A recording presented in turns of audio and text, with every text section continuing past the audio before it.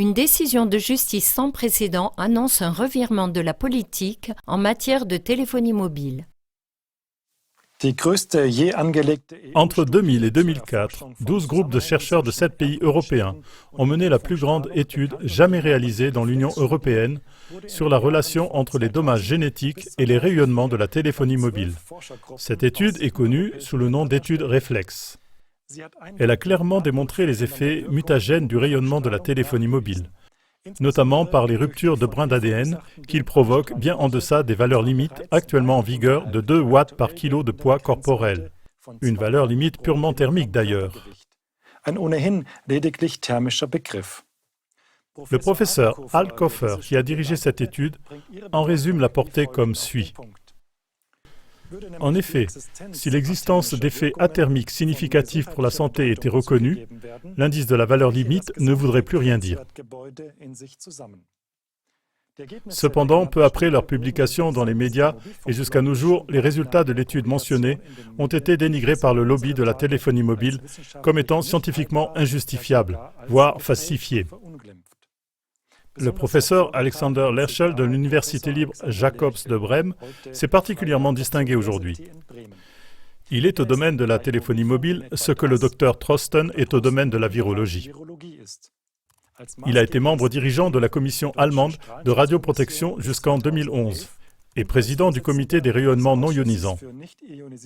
Il était ainsi le commissaire allemand le plus haut placé en matière de radioprotection, conseiller du gouvernement fédéral et représentant de l'Allemagne dans les comités internationaux. Aujourd'hui, le tribunal régional supérieur hanséatique de Brême, dans son jugement rendu le 11 décembre 2020, a définitivement mis un terme aux allégations de la falsification de Lerchel.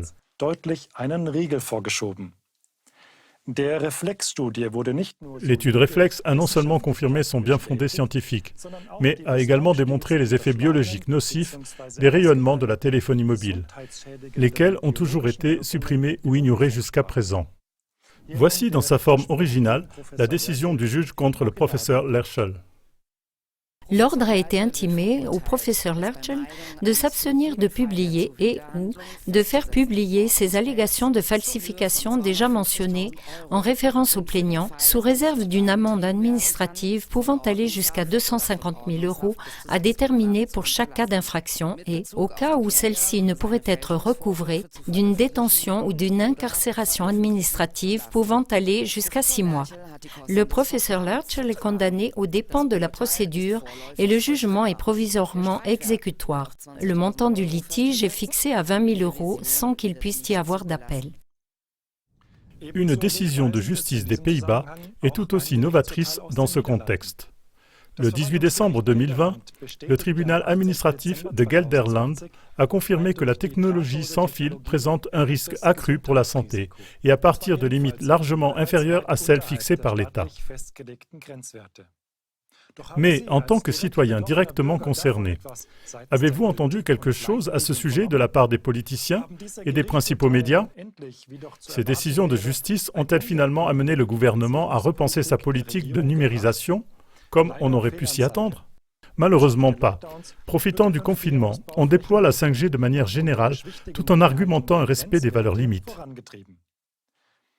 Mais selon le professeur Al Koffer, ces limites pour la protection de la population contre les rayonnements à haute fréquence ne sont rien d'autre que le constat d'une corruption institutionnelle. Cela pourrait donc expliquer la transformation miraculeuse du professeur Lerchel. Au cours de ses dernières années de recherche précédentes, il avait clairement prouvé la nocivité des micro-ondes de la téléphonie mobile. Mais après la publication de l'étude Reflex, il a soudainement retourné sa veste.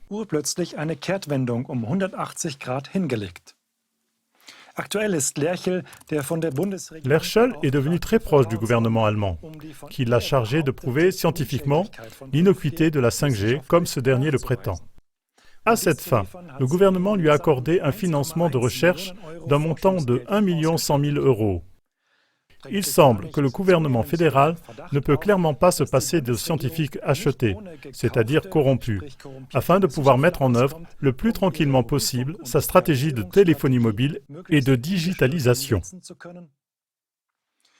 Comme CLA-TV l'a déjà souligné dans de nombreuses émissions, l'idéologie de la digitalisation fait partie d'un agenda global du Forum économique mondial, le FEM, et par là même, la communauté mondiale risque d'être entraînée vers une surveillance et un contrôle numérique absolu au moyen de la 5G et de l'intelligence artificielle.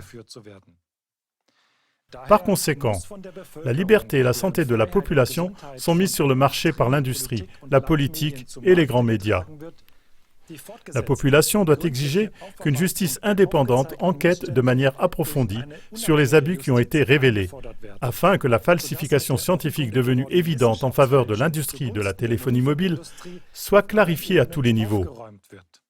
Dans le même temps, la population frauduleusement trompée doit exiger des gouvernements et des autorités responsables un arrêt immédiat de l'expansion de la 5G, voire son démantèlement complet.